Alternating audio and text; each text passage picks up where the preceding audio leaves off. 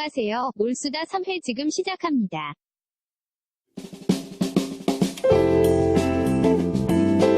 안녕하세요. 저희가 올수다를 1회에서 2회까지 했습니다. 그런데 1, 2회 올수다를 하면서 굉장히 좋은 얘기들 많이 나눴는데 반응이 미적지근해서 제가 참신하게 새롭게 돌아왔습니다.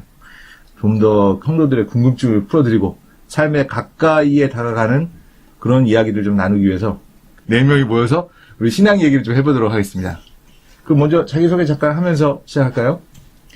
안녕하세요. 고갱입니다. 고갱이가 그 순우리말로 이 사물의 본질, 핵심을 뜻하는 말인데 본질로 한번 이렇게 잘 해보자는 마음에 고갱이로 졌습니다. 네, 저는 곡괭이인 줄 알았습니다. 고갱이. 고갱이. 네, 고갱이님. 세계로 뻗어나가 보기 위해서 실명보다는 가명으로 하도록 하겠습니다. 다음 분 소개시키. 네. 안녕하세요. 저는 미나리라고 합니다. 미나리? 미나리. 네. 어떤 의미죠? 네? 어떤 의미죠? 미나리가 먹고 싶은 계절이죠. 알겠습니다. 네. 지금 겨울인데. 네. 네.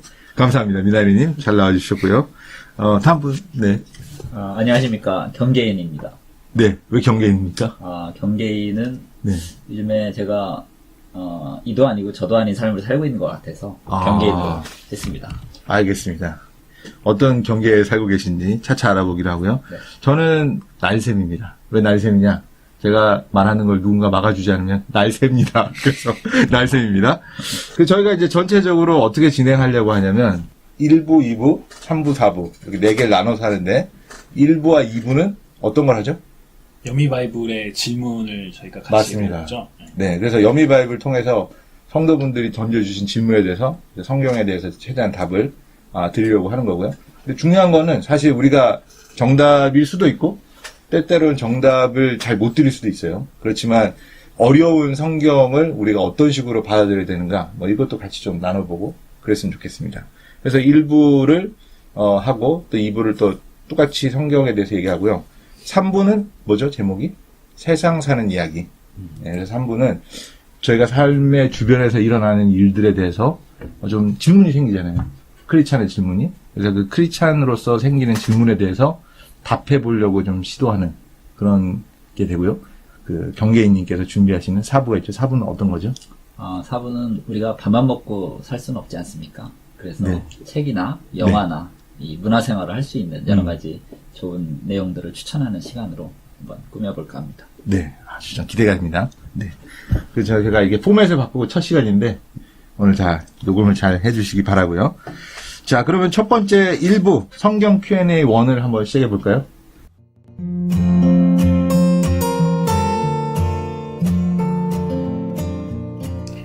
오늘은 출애굽기하고 레위기를 읽다 보면 성소, 성막 이런 표현들이 좀 자주 반복돼서 나오거든요. 그래서 어떤 분이 이게 도대체 어떤 의미가 있냐 그런 질문을 주셨어요. 그래서 그에 대해서 이야기를 같이 해보려고 합니다. 사실 성경에는 되게 여러 가지 이름으로 나와요. 성막, 회막, 장막, 증거막, 범막, 증거의 장막 너무 이렇게 다양하게 나와서 우리가 읽다 보면 여기는 성막이 있고 여기는 회막이 있고 다른 거구나 라고 생각할 수 있는데 영어 성경이나 아니면 히브리어 원어 성경을 보면 의외로 표현들은 좀 단순합니다. 영어 성경 같은 경우에는 태버나클이나 혹은 텐트 오브 미팅 그런 표현을 쓰는데 히브리어는 이제 2가지 단어가 있어요. 오헬이랑 미슈칸 둘 다 이렇게 이 유목민들이 모여 살던 곳, 거주하는 곳 그런 곳을 뜻하는 표현이죠. 그러면 사실 이게 다 같은 건가요? 그쵸. 사실 같다라고 볼 수가 있습니다. 근데 이제 미묘하게 좀 차이가 하나가 있는데 뭐냐면 이제 회막은 사람들이 모이는 장소로서의 모일 회자, 천막할 때 그 막자를 써서 그거를 뜻하는데 성막이 있는 그 앞에 사람들이 모이면 그걸 회막이라고 하기도 해요. 근데 문제는 이제 하나님께서 이제 성막을 만들라고 하셨을 때 성막을 만들기 전에 따로 한번 회막을 먼저 만든 적이 있어요. 진 밖으로. 이스라엘 사람들이 금송아지 사건으로 이제 하나님한테 혼날 때. 그래서 그때는 이제 회막하고 성막이 다른데 사실 그 이후에 성막이 만들어지고 난 다음부터는 하나님을 만나는 곳, 또 하나님께 제사를 드리는 곳, 그리고 백성들이 같이 모이는 곳 다 통틀어서 성막, 회막 이렇게 번역이 되고 있습니다. 출애굽을 하면서 처음 이렇게 만들게 된 건가요? 그쵸, 맞습니다. 출애굽 때 이제 처음으로 출애굽기 이제 24장에 하나님께서 이제 성막을 만들라는 얘기와 함께 이 내용이 이제 등장하기 시작을 하는데요. 여러분들 출애굽 과정을 보면은 사실 우리가 성경을 읽어서는 알고는 있지만 그 시간관념이 좀 조금 애매하거든요. 그래서 도대체 며칠 동안 그 이집트로부터 시내산까지 갔는지, 또 얼마나 머물렀는지, 이렇게 성경이 딱 시원하게 얘기해주면 좋겠는데, 첫째 달, 둘째 달, 이런 식으로 해서 우리가 좀 헷갈려요. 이집트, 애굽에서 나와서 시내산까지 도착할 때까지 한 50일 정도 걸렸어요. 그러니까 2달, 1달, 그 사이 정도 되는 거죠. 그리고 난 다음에 약 1년, 11개월 동안 시내산에서 머물면서 이스라엘 사람들이 하나님으로부터 이제 율법도 받고, 특별히 이제 성막을 만들라는 지시를 받죠. 그리고 이제 성막을 만듭니다. 그리고 이제 성막을 이스라엘이 애굽에서 나온 다음에 2월에 완성이 되고, 하나님의 구름이 임하면서 성막이 완성이 끝나게 되죠. 그리고 그 다음 달에 이제 떠나요. 그러면 처음부터 나오면서 갖고 있었던 건 아니네요. 그쵸. 전혀 뭐 성막이 어떤 건지 그런 개념도 없었죠. 그 원래 성막이 만들어지기 전에 임시로 그 금송아지 사건 때문에 회막이 하나 더 만들었었다는 얘기는 몰랐었어요. 몰랐던 것 같아요. 듣고 보니까 아 그랬었어. 이런 생각이 드네요.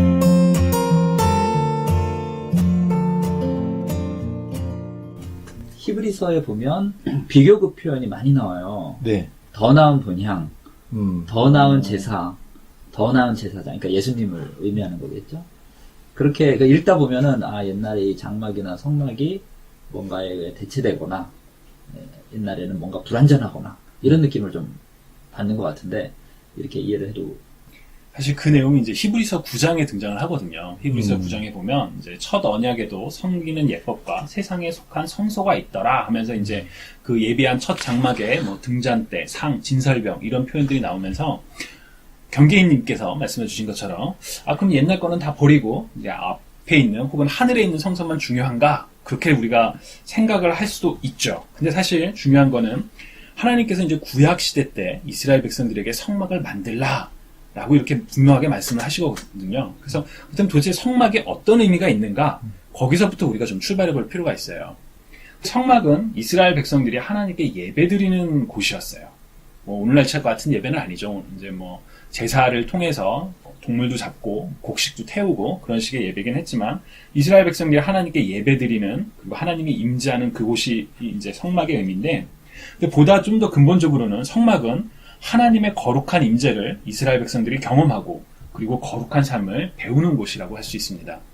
여러분들 성경을 통독하시는 분들 우리 지금 여미 바이블에서 통독하고 있는데 창세기 출애굽기까지는 재밌게 읽어와요. 이야기니까. 근데 레위기 가면 이제 막 무너지죠. 도대체 이게 무슨 얘기지? 어렵지?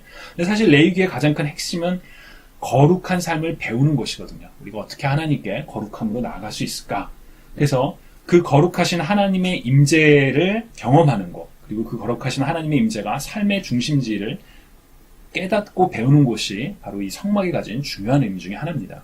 그래서 여러분들 나중에 이제 뭐 민수기 때 이제 하나님이 그 진 배치도 말씀하시는데 거기 보시면 어디를 가나 항상 그 중심에는 성막이 있어요. 우리 삶의 성막이 중심이 되어야 한다.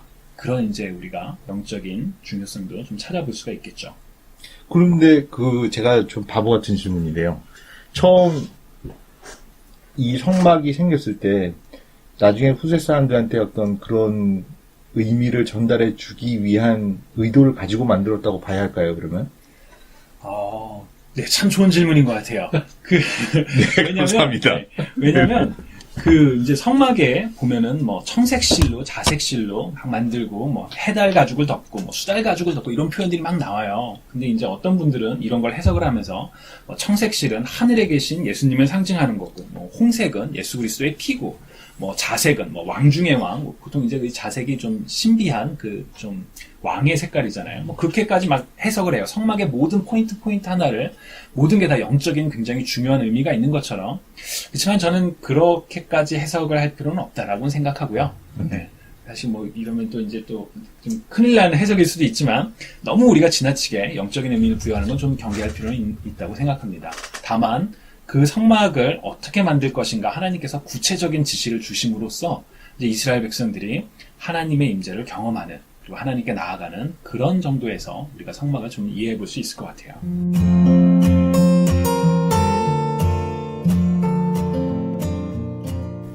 그 예수님 돌아가실 때 그 휘장이 쫙 찢어지잖아요. 맞아요. 그것도 과거에 이제 성막의 일부였던 것이 성전에 이렇게 옮겨진 거잖아요. 그렇죠. 네. 그건 또 어떤 의미인가요?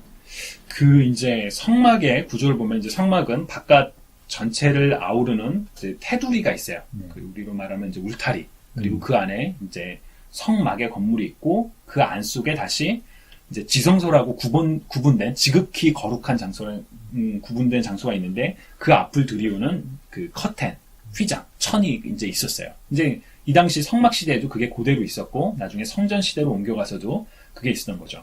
그 휘장과 천막이 뜻하는 것은 여기는 지나갈 수 없는 것. 이 여기부터는 성과 속의 좀 경계법도 우리가 생각해 볼 필요가 있는데 이스라엘 백성 하나님이 거룩하신 분이잖아요. 근데 여기까지는 거룩해. 여기부터는 괜찮아. 그런 좀 경계선들이 특정한 뭐 기호나 아니면 특정한 이렇게 물체들을 통해서 구분되는데 그 휘장이 그런 면에서 굉장히 좀 중요한 여기는 이제 하나님이 임재하는 거룩한 곳. 아무도 들어오지 못해. 그런 것이었죠. 근데 이제 예수님 돌아가시면서 그게 찢어졌던 가장 큰 의미 중에 하나는 그 전까지는 대제사장만 들어갈 수 있는 그것도 1년에 단 한 번 대속죄일날 들어갈 수 있었는데 예수 그리스도로 말미암아 이제 그 문이 열렸다라는 거죠. 그래서 이제 거기서부터 더 나와서 만인들이 우리 모든 사람들이 다 하나님의 제사장이다. 그래서 만인 제사장 설도 나오기도 하고요. 네. 그래서 사실 그런 내용들을 이해하려면 우리가 좀 어렵더라도 성막을 좀 제대로 알고 넘어갈 필요는 있습니다. 그러면 그 찢어졌다라는 게 어떤 성막의 의미가 이렇게 폐기됐다 이런 의미보다도 이제 어떤 예수님의 은혜를 통해서 그분의 보혈을 통해서 우리가 하나님께 직접 나아갈 수 있다 이런 의미인 거겠네요. 네. 그렇게 볼 수 있죠. 그래서 그 성막의 어떤 하나님께서 성막을 지으라고 명령하실 때 가졌던 원래의 그 정신이 어떤 부분은 오늘날까지도 유지가 되고 또 어떤 부분은 이 형식과 이런 것들이 이제 예수님이 오심으로 해서 변한 것들이 있잖아요. 그럼요. 그런 것들을 잘 구별해내는 게 중요하다는 생각이 드네요. 네.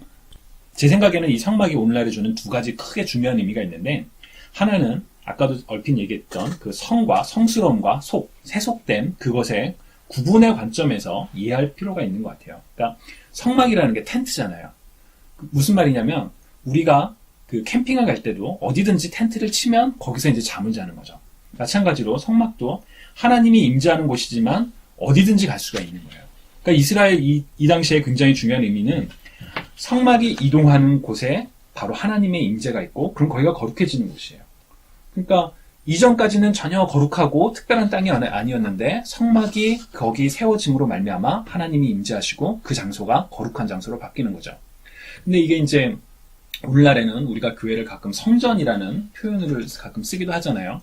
근데 여기와 관련돼서 조금 그 어려움이 있어요. 뭐냐면 교회는 거룩한 공간이 분명히 맞습니다. 근데 사람들이 교회는 성전, 교회 이꼴 성전만 생각하다 보니까 교회의 진짜 의미, 바로 그 사람들이라는 것을 잊어버리고 건물의 의미를 더 많이 생각할 때가 있어요. 그리고 이제 교회가 너무 거룩한 장소에서 여러분들 그런 경험이 있으실지 모르겠지만 어렸을 때 단상 위로 목사님 설교하시는데 올라가면 막 내려오라고 막 혼나고 막 올라갈 때 신발 벗고 올라가야 되고 막 그런 의미가 있죠. 저도 막 그래서 혼났던 기억이 좀 있어요. 근데 뭐 그거 자체가 나쁘다라고 말할 수는 없는 것 같아요. 그렇지만 거기가 원래 거룩한 곳이라서 거룩한 게 아니라 하나님이 임재하기 때문에 거룩한 거죠. 근데 오늘날은 더 이상 성막처럼 이동하는 개념이 아니라 여기 딱 고정된 장소 이렇게 생각하다 보니까 우리가 좀 성과 속의 개념을 착각할 때가 있는 것 같아요.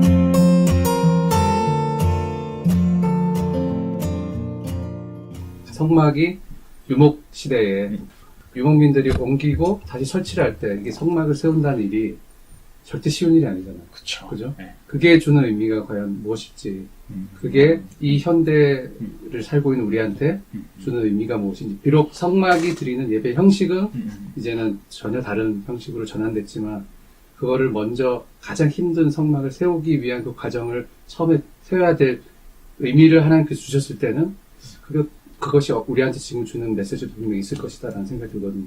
네. 맞아요. 그 이제 성경을 읽다 보면 그 성막을 다시 해체하고 다시 만들 때 그 레위 자손들 중에 예를 들어 고핫 조선은 뭐를 하고 이 자손은 뭐를 하고 그런 구체적인 임무를 주세요. 그러니까 그 거룩한 물건들을 다루는 방법에 대해서까지도 하나님께서 굉장히 구체적으로 말씀하신다는 거죠. 그 움직임과 관련해서 정말 기억해야 되는 것 중에 하나는 뭐냐면 어디든지 갈 수 있는 하나님의 임재. 그 의미는 뭐냐면 우리가 주일에만 머무르는 썬데이 크리스찬으로 있는 게 아니라 우리가 속한 바로 그곳이 하나님의 거룩한 땅, 하나님의 임재가 있는 곳이라고 우리가 생각하고 말씀하신 것처럼 성막을 만들고 성막을 이동하는 그런 마음으로 우리가 좀 더 일상생활 속에서의 거룩한 삶을 살아갈 필요가 있는 거죠.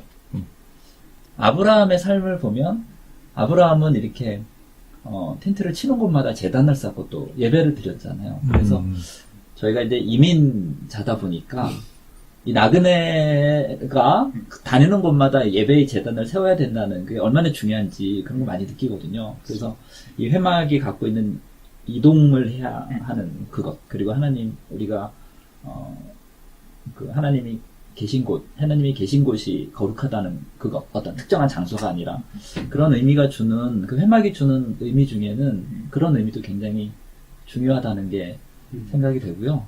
이 캠핑을 많이 다니면서 열심히 텐트를 치고 걷고 하면서 영성이 좀 성장하지 않을까. 결론은 텐트를 캠핑을 많이 가야 된다는. 그렇죠. 네. 저게 뭐 일부를 한 20분 정도를 하려고 하기 때문에 사실 이제 좀 일부를 이제 좀 정리해야 될 시간이 돼 가는데 약간 모범생이시다 보니까 이런 질문들을 잘 못하신 것 같아서 제가 제 수준에 맞는 질문을 하도록 하겠습니다. 이 만약에 성막에 대한 게 성경에 이렇게 나오는데 이거 모르면 큰일 납니까? 제가 그거는 좀 어떻게 생각하냐면 우리 예를 들어서 훌륭한 대통령을 뒀다고 쳐요. 그러면은 TV에서 보고 또 정치를 잘하고 국민으로서 어떤 느낀 혜택이 있잖아요. 그것과 대통령을 알아요.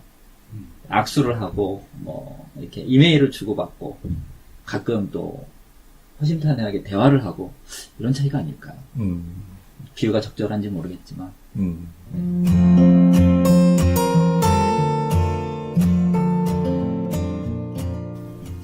그냥 궁금한 건데 갑자기 드는. 그러니까 형식이나 예식이 예전처럼 이렇게 복잡해지지도 않고 아까 말씀드렸지만 그런 것들이 사라지고 사실은 좀 더 현대적인 예배 좀 그런 식의 형식이 생겼지만 형식이 주는 또 의미가 있잖아요. 그럼요. 근데 이제 과연 그 경계를 어느 선을 지어야 되는 것인가. 네. 이 주제에 한번 던지면 또 이제 네. 이게 좀 길어질 수도 있는데. 갑자기 제 별명이 생각나는데 나일새. 그러니까 예를 들어서 뭐 우리가 실질적인 어떤 마음이 중요한 것이지 형식은 중요하지 않다. 그러면은 뭐 여름에 남자도 핫팬츠 입고 그냥 뭐 찢어진 반팔 티셔츠 입고 와서 주여 열심히 기도하면 괜찮지 않느냐.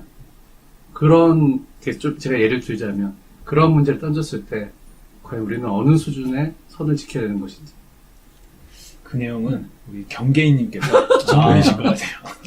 경계인님 딱 이름하고 어울리네요. 네. 사실은 어려운 문제잖아요. 이 형식 안에 이 내용이 담겨 있는 건데 또 형식이 이렇게 파괴되면 내용이 온전하지 못할 수 있으니까 그래서 그런 부분은 굉장히 좋은 지적을 해주신 것 같고요. 항상 다 고민이잖아요. 근데 조금 어떻게 정리를 했냐면 이 신앙이라고 하는 그 본질이 있지만 문화라는 옷을 입는 것 같아요. 예를 들어서 뭐 뉴욕에 어떤 진짜 껄렁껄렁한 아이들이 많이 나오는 교회에서 목사님이 사역을 하신다. 그러면 사진을 딱 찍어서 놓고 봤을 때 경건하고 보수적인 목사님들이나 장로님들은 이건 뭐야 교회야 너는 데야 이러실 수 있잖아요. 또 드럼이라든가 이런 그 악기에 대한 여러 가지 악유들도 그런 것 같고 그래서 저는 그 형식이라는 게 하나님께서 어떤 특정한 목적과 의도를 가지고 이렇게 해라 라고 하셨을 때는 반드시 성경 안에 거기에 대한 이유가 있을 것 같아요. 그렇지 않은 경우는 문화의 옷을 입었다. 그 당시에 예를 들어서 다들 목축업을 하니까 가축을 제물로 드린다거나 농사를 지면 곡식을 제물로 드린다든가 그래서 저는 이제 오늘날의 문화에 어떻게 우리가 그런 옷을 입을 것인가, 미디어 금식을 한다든가, 이런 것들이 하나의 적용이 될 수 있을 거라고 생각을 해서, 결론은 그 형식 안에 어떤 본질이 있는지는 반드시 성경을 통해서 확인을 하고, 그렇지 않은 경우에 문화적인 요소에 대해서 우리가 또 선택적으로 받아들이고 또는 거부하고 하는 분별력이 있었으면 좋겠어요. 그 저는 약간 좀 실질적인 그 질문일 수도 있는데 되게 답을 잘 해주셨는데 저도 되게 공감이 가요. 그 말씀하신 거예요. 그런데 이런 일이 있다고 쳐요. 우리 예배를 드리러 모였는데 어떤 정말 한 분이 너무나 파격적인 의상을 입고 나타났습니다. 예배 시간에. 어떻게 해야 됩니까? 그분한테. 틀림없이 예배 드리는데 자꾸 방해가 되는 분들이 있을 거예요. 그걸 쳐다보느라고 초점을 뺏기는 분들도 있을 거고, 불편한 분도 있을 거고, 어떻게 해야 됩니까? 실질적인, 실용적인 답안이 있나요? 글쎄요, 실용적인 답안은 없는 것 같아요. 그렇지만 이제 서로 좀, 이렇게 양보매라면 양보, 어떻게 보면 서로 좀 타협이라면 타협이 필요한 것 같아요. 이제 파격적인 옷을 입으시는 분은 내가 이런 옷을 입음으로 말미암아 나를 표현하지만 혹시 다른 사람들을 시험에 들게 하지 않을까 그런 생각을 좀 하셨으면 좋겠고 또 예배드리러 오신 분들은 일단 우리가 예배 자리에 와 있으니까 나는 지금 나의 본질은 이 시간의 본질은 하나님께 드리는 시간이다. 그래서 마음을 붙잡는 끊임없는 이제 사투가 벌어지는 거죠. 그래요. 네. 자, 그러면 1부는 오늘은 여기서 마무리하고요. 다음에 또 성소와 성막에 대해서 다른 궁금한 것이 있으면 다뤄보기로 하고, 자, 2부로 그러면 한번 넘어가 보도록 하겠습니다.